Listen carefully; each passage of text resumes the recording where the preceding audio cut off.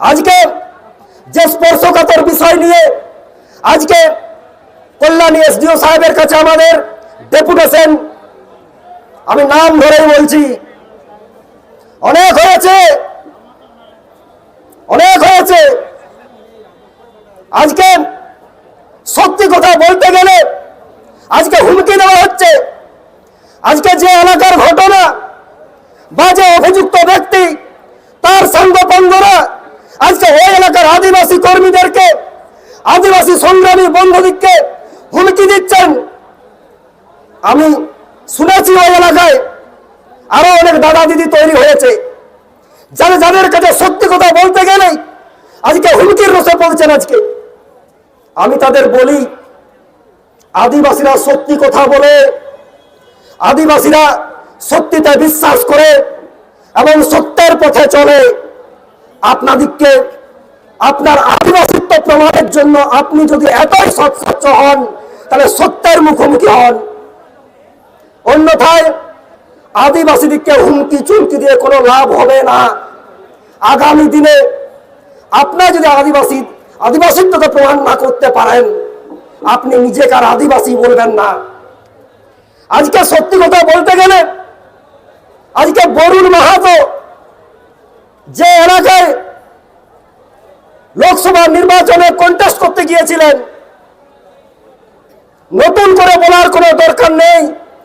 আপনার গায়ে যদি আদিবাসী রক্ত থাকে, কাদের মদতে সেদিন আপনি নমিনেশন ফাইল করেছিলেন, আমিও লোকসভার পাশের লোকসভার লোক, আমরা খুব ভালো করে জানি।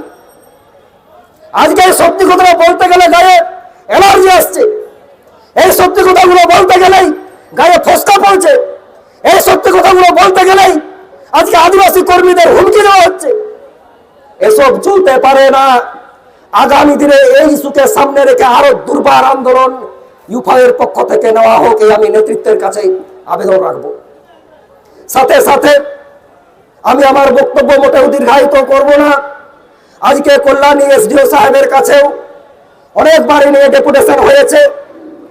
আপনি অস্বীকার করতে পারবেন না বা আপনি দায় এড়াতে পারবেন না যে বিতর্কিত কাস্ট সার্টিফিকেট, যে বিতর্কিত জাল শংসাপত্র আপনার অফিস থেকে ইস্যু হয়েছে।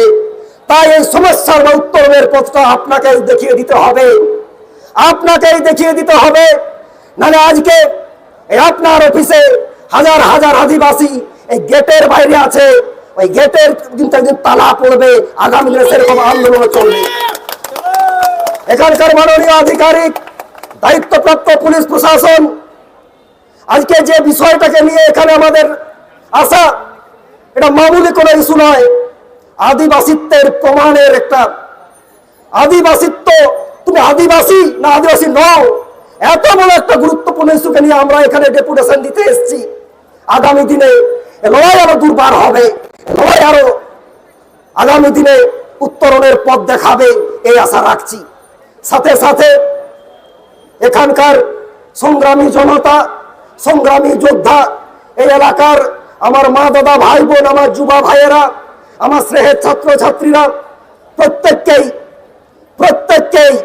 আজকে ভারতবর্ষের বুকে আদিবাসীরা ভালো নেই। সারা ভারতবর্ষ জুড়ে রাষ্ট্রীয় কাঠামোতে থেকে আদিবাসীরা আজকে শোষিত, নিপীড়িত, নিষ্পেষিত। আজকে যদি আমরা একজোট না থাকি, আজকে যদি সময় কথা বলছে, সময়টা কিন্তু ভালো নয়। এ সময় চাইছে আদিবাসীরা এক ছাতার তলায় আসুক, এ সময় চাইছে আদিবাসীরা হাতে হাত মিলিয়ে চলুক, এ সময় চাইছে আদিবাসীরা একসাথে গর্জে উঠুক। আগামী বিশ্ব আদিবাসী দিবসে সেই শপথে আমরা নেব। এই কয়েকটি কথা বলে সবাইকে আমার সংগ্রামী অভিনন্দন জানিয়ে আমি আমার ক্ষুদ্র বক্তব্য শেষ করছি। আদিবাসী কথা হয়েছিল পথ, আদিবাসী কথা হয়েছিল পথ। মাতালেতে হিন্দি কথা সালাম কবে জোহার।